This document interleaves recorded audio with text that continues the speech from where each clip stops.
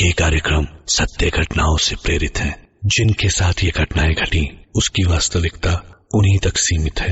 भूत प्रेतों और अपसामान्य विषयों के होने पर चैनल कोई दावा नहीं करता और न ही प्रोत्साहन करता है। आज हम सुनेंगे मुंबई के एक पुलिस इंस्पेक्टर प्रकाश साठे की आप बीती। मेरा 20 साल की नौकरी में मैंने कई अजीब केसेस देखे हैं, पर यह एक ऐसा केस था जिसने पूरे डिपार्टमेंट को हिला के रखा था। किस्से की शुरुआत तब हुई जब एक senior fashion model Ira Singh अपने फ्लैट से गायब हो गई। वो वहां अकेले रहती थी। उनकी शादी भी नहीं हुई थी। घर पे कोई आता जाता नहीं था, सिर्फ एक नौकरानी थी। और ईरा के डॉक्टर्स का कहना था कि वो डिप्रेशन में थी। उसकी फाइनेंशियल कंडीशंस कुछ खास नहीं थी और वो टीवी फिल्म्स में काम ढूंढ रही थी। पास पड़ोस वालों से भी उसकी ज्यादा बातचीत नहीं होती थी। एक दिन सवेरे जब उनकी नौकरानी ने काफी देर तक उनका दरवाजा नॉक किया और तब भी किसी ने दरवाजा नहीं खोला तो उसने हमें फोन किया। तब मैं और मेरे दो साथी रवि और विनायक हम लोग साथ में वहां पहुंचे।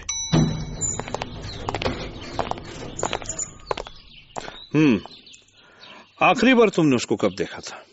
साहब, कल मैं उनके घर से शाम को 8 बजे के आसपास निकली थी। तो वो शाम को घर पर ही रहती थी या कभी कहीं आती जाती भी थी? ना साहब ना, मैं उनका खाना बना के गई थी। वो तो घर पर ही रहती थी। ठीक है, तुम जा सकती हो। जोखम साहब। मैं बिल्डिंग के गार्ड से बात करके आया हूँ। उसने ईरा जी को कहीं आते या जाते नहीं देखा। तो फिर कहाँ गई होगी? विनायक, कॉल रिकॉर्ड चेक कर और सारे पुलिस स्टेशन को खबर कर।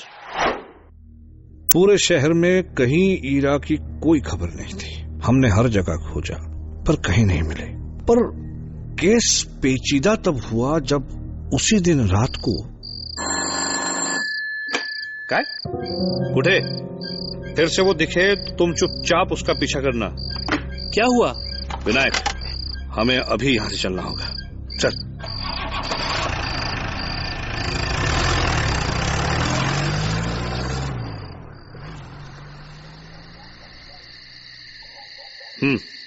कहाँ देखा तुमने उसे? साहब, अभी थोड़ी देर पहले पीछे की तरफ देखा। अजीब हालत में थी। पूरे मुंह पे खून खून लगा था साहब। क्या कहीं चोट लगी थी? नहीं साहब, खून जैसे होली का रंग लगते ना वैसे पूरा मुंह पे खून। क्या? हाँ साहब। उस रात हमने वहीं पे पहरा दिया। रात भर कुछ नहीं हुआ। अगले दिन सवेरे हमने पूरी बिल्डिंग को इन्फॉर्म कर दिया कि अगर ईरा दिखे तो वो हमें तुरंत इन्फॉर्म करे। पर अनफॉर्चुनेटली अगले दिन रात को उस बिल्डिंग के गार्ड की किसी ने बड़ी बेरहमी से हत्या कर दी। डरो मत, बताओ, साफ साफ बताओ। साहब, आज चौथे माले में पार्टी थी तो वहाँ काम खत्म करते करते देर हो गई। जब मैं वहाँ से निकली तो मुझे ईरा मेम साहब दिखाई दी बिल्डिंग के पीछे। उन्होंने गार्ड को पकड़ रखा था। अरे ईरा मेम साहब और यो गार्ड! बचाओ बचाओ बचाओ, सिला पुलिस को फोन कर। बचाओ बचाओ मेम साहब, बचाओ, पुलिस आपको खोज रही है।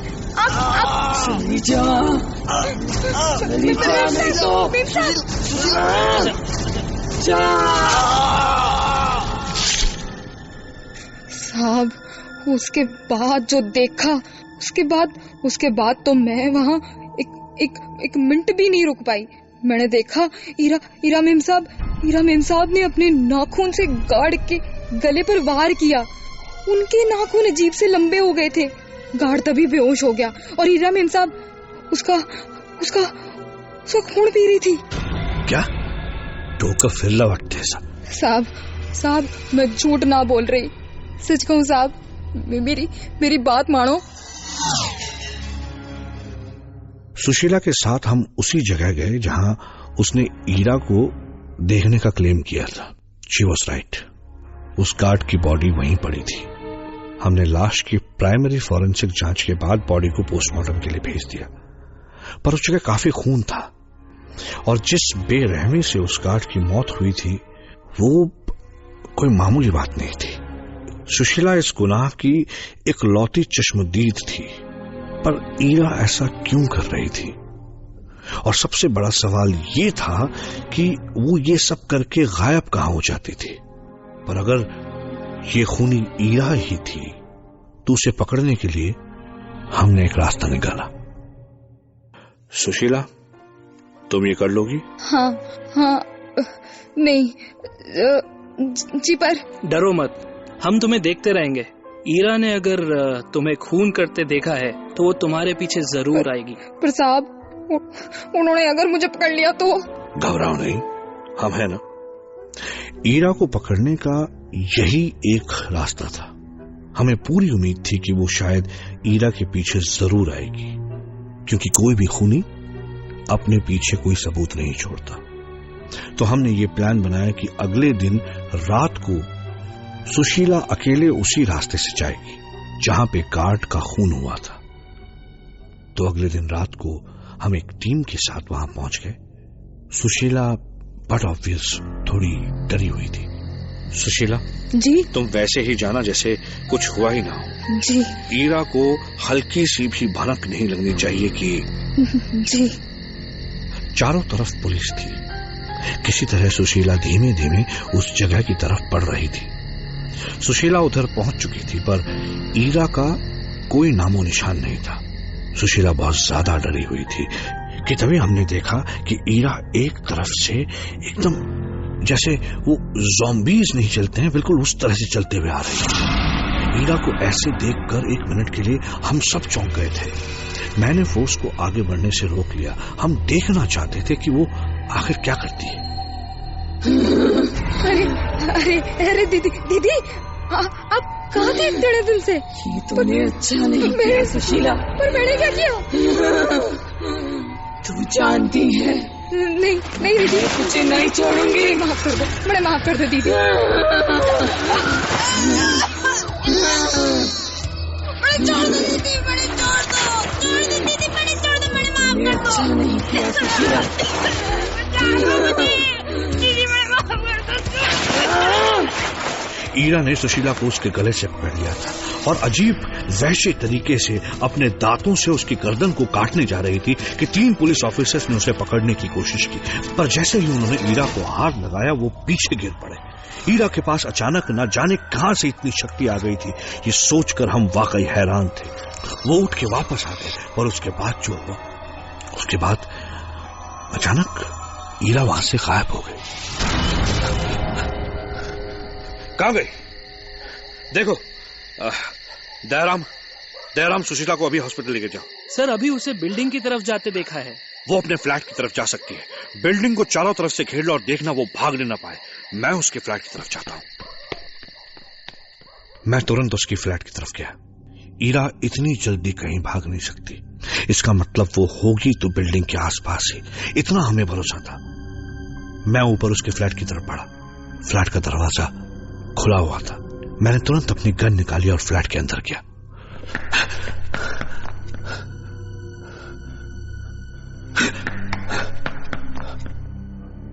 ईरा, बेहतर होगा तुम बाहर आ जाओ। हमें पता है कि तुम यहां हो। तुम अब ज्यादा देर तक नहीं बच सकती ईरा। तो हमेशा से ही यही थी। Ira, don't act funny. तुम जहां भी हो सामने आओ अभी। मेरे इतने बोलते ही 3-4 कांस्टेबल और ईरा के फ्लैट में आ गए। अजीब सी हालत थी उस फ्लैट की। हर जगह खून के निशान, बॉटल्स में खून, जमीन पे खून, दीवारों पे खून के धब्बे। अजीब सी बदबू आ रही थी उस पूरे फ्लैट से। मैंने कांस्टेबल से बोला कि हर कमरे की तलाशी ले। वो ईरा यहीं कहीं होगी। सर, पूरा घर देख लिया, वो कहीं नहीं है। ये तो हमेशा से ही यही थी। वो यही इसी फ्लैट में है। ध्यान से देखो। ईरा, तुम जहां भी हो बाहर आ जाओ। This the last warning. तुम जानती हो अच्छी तरह से कि तुम हमसे बच नहीं पाओगी। सर, समझ नहीं आ रहा है, पर पूरा फ्लैट देख लिया, पता नहीं आवाज कहां से आ रही है। हर कमरा, बाथरूम, स्टोर रूम सब देख लिया, पर वो कहीं दिख ही नहीं रही है। She has to be here. उसको यही होना चाहिए। लगातार ईरा की हंसने की आवाज आती रही, पर वो कहीं भी दिखाई नहीं थी। मैंने खुद हर एक वो जगह देखी जहां वो हो सकती थी, but she wasn't there. दिमाग उलझ रहा था, रीजंस और लॉजिक्स फेल हो रहे थे कि तभी एक कांस्टेबल की चीखने की आवाज आई। सर! हम तुरंत भागते हुए अंदर गए तो तुझ देखा, वो आज भी हमें सिरा जाता। एक कांस्टेबल वहां फ्लोर पर गिरा था, उसके गले से बहुत खून बह रहा था, वो दर्द से चीख रहा था। क्या हुआ तुम्हें? तो कहाँ है वो? कहाँ वो?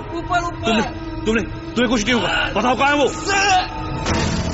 वो कांस्टेबल बार बार ऊपर की तरफ हाथ दिखा रहा था, जैसे कुछ बताना चाह रहा हो। हम समझ नहीं पा रहे थे कि वो कहना क्या चाह रहा है कि तभी ऊपर से खून की एक बूंद आके नीचे गिरी, और हमने जैसे ही ऊपर देखा तो हमारे पैरों के नीचे से जमीन खिसक गई। हमने देखा कि ईरा ऊपर सीलिंग में बैठी है, जैसे कोई चिपकली दीवार से चिपकती है, बिल्कुल वैसे। उसके पूरे मुंह में खून लगा हुआ है, हाथों में खून, शरीर में खून। तुरंत दो कांस्टेबल ऊपर चढ़े और उसे पकड़ लिया। वो लगातार हंसती जा रही थी, अजीब सी डरावनी, अजीब सी ईरी सी आवाज, जैसे वो हमारा मजाक उड़ा रही। तुम्हें लगा तुम मुझे पकड़ पाओगे? हाथ पकड़ ले, इसके हाथों में। Now you can't escape Heera, not anymore. मैंने खुद उसके हाथ पकड़े थे। वो बर्फ से भी ज्यादा ठंडी थी, उसके नाखूनों में खून लगे थे। वो चुपचाप चल रही थी कि अचानक जोर से हंसी और फिर ऊपर की तरफ भागी। पकड़ो उसे, ऊपर की तरफ जा रही है। नहीं पकड़ पाओगे। फॉलो। हम सब उसके पीछे टेरेस की तरफ भागे। टेरेस का दरवाजा खुला था। ईरा टेरेस के बालकनी की तरफ गई और उसने मुड़कर हमारी तरफ देखा, जोर से हंसी, फिर छत से छलांग लगाई। मैं उसके पीछे भागा और मैं चिल्लाया, रुको रुको। पर जैसे ही मैंने नीचे देखा, देयर वाज नो वन, वहां कोई नहीं था। आखिर वो कूदी तो गई कहां? और तभी मेरी नजर छत के कोने में पड़ी एक डेड बॉडी पर गई। उससे सड़ने की स्मेल आ रही थी। शायद 10-15 दिन से ऊपर हो चुके थे उसे मरे हुए। हम जैसे ही वहां गए तो हमको एहसास हुआ कि वो ईरा की डेड बॉडी थी। पर अगर ईरा यहां मरी हुई थी तो वो कौन थी जिसने इतने खून किए? वो कौन थी जिसने अभी छत से छलांग लगाई? ये सब क्या था? देख के भी दिमाग मानने को तैयार नहीं था। इस वारदात ने मुझे इतना झकझोर दिया था कि इसके बाद मैं कुछ दिनों के लिए छुट्टी पे चला गया। और उसी बीच खबर आई कि उसी इलाके में 2 और खून हुए और लोगों ने एक लड़की को रात में घूमते देखा। वैसे ही उसके मुंह में खून लगा हुआ था। जानते हैं वो लड़की कौन थी? नहीं, वो ईरा नहीं, वो सुशीला थी। तो क्या ईरा के बाद सुशीला ने वो खून करने शुरू कर दिए थे? आज भी सोचता हूं तो समझ नहीं पाता कि जो कुछ भी हुआ था क्या वो सच था। जो हो के भी न हो और जो ना हो के भी हो, क्या ऐसा मुमकिन है? प्रकाश एक एक्सपीरियंस्ड पुलिस ऑफिसर हैं और ये उनकी आप बीती है। एक औरत जो लोगों को मारकर उनका खून पीती है और वो खुद भी मरी हुई पाई जाती है। खैर, कुछ घटनाएं उलझी ही रहे तो बेहतर है, पर ये उलझन जो सबसे बड़ा सवाल खड़ा करती है वो ये है कि क्या आप मान सकेंगे कि जो कुछ अभी आपने सुना